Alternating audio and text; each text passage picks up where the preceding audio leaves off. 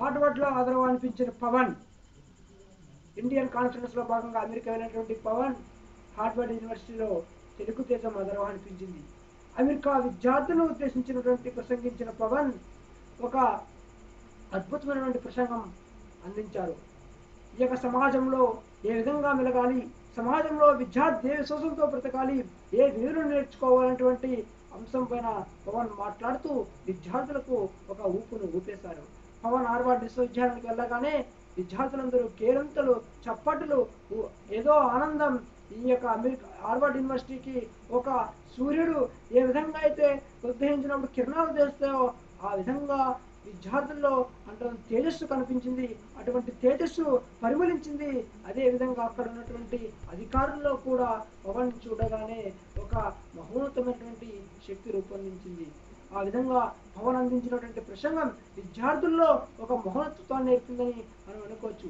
అదే విధంగా ఈ భారతదేశంలో ఉన్నటువంటి రాజకీయ వ్యవస్థ కోసం కూడా పవన్ మాట్లాడారు. రాజకీయ వ్యవస్థ గురించే కాదు, అది రాజకీయ వ్యవస్థ ఈరోజు ప్రజల దేశం ఎందుకు అభివృద్ధి చెందట్లేదో కూడా ఈ రాజకీయ వ్యవస్థ కారణమని కూడా పవన్ ఆ యూనివర్సిటీలో ప్రకటించడం జరిగింది.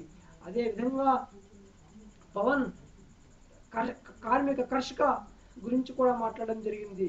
ఈరోజు ఈ సమాజంలో కార్మికుడు, కర్షకుడు వలనే ఈ దేశం ఎట్లా ఉందని భారతదేశ వైభవాన్ని కూడా అనిపించినటువంటి పవన్ ప్రసంగంలో ఆ యొక్క ప్రసంగం వింటుంటే అడిగాడు, అమెరికా అధికారులను అడిగాడు, తెలుగులో ప్రసంగించవచ్చా, నా మాతృభాషని మాట్లాడవచ్చా అనేటువంటి విధంగా మాట్లాడుతూ అమెరికాలో మాతృభాషని నిర్మూలన చేసినటువంటి పవన్ భారతదేశ గొప్పతనాన్ని, ఆంధ్రప్రదేశ్ గొప్పతనాన్ని చెప్తూ అదేవిధంగా భారతదేశం మారాలి, ఈ సమాజం మారాలి, ఈ వ్యవస్థ మారాలి, ఈ కుళ్ళు రాజకీయాలు మారాలి, ఈ కుళ్ళు రాజకీయాలు పోవాలి, ఈ రాజకీయ నాయకులను ప్రశ్నించాలి, ఈ రాజకీయ నాయకులను వేలెత్తుకొకటితో ప్రశ్నించి సమాజాన్ని మార్చాలి, ఈ సమాజం మారాలి అనేటువంటి విధంగానే జనసేనను స్థాపించాను.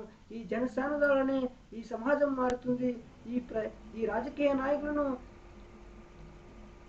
మార్చాలనే విధంగా పవన్ మాట్లాడుతూ ఎంతో మంది గొప్ప వ్యక్తులున్నా వారికి కాదు, నేను యువతకే ఎదడం ప్రాధాన్యత ఇస్తాను, యువతనే ప్రాధాన్యత కల్పిస్తాను, యువతనే ముందుకు నడిపిస్తాను, నాకు కావాల్సింది యువతే, ఈ సమాజాన్ని మార్చాల్సింది యువతే, ఈ వ్యవస్థను మార్చాల్సింది యువతే అంటూ అమెరికాలో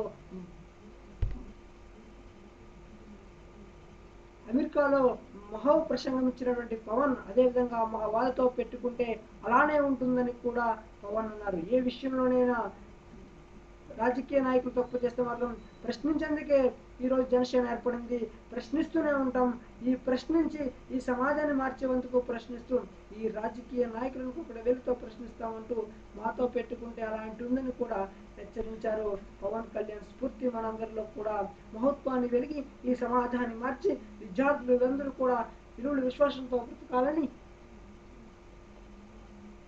అదేవిధంగా ప్రత్యేకవాదం ఇవ్వకపోతే తరువాత అనేకమైనటువంటి సమస్యలు ఉత్పన్నమవుతుందని కూడా హెచ్చరించారు.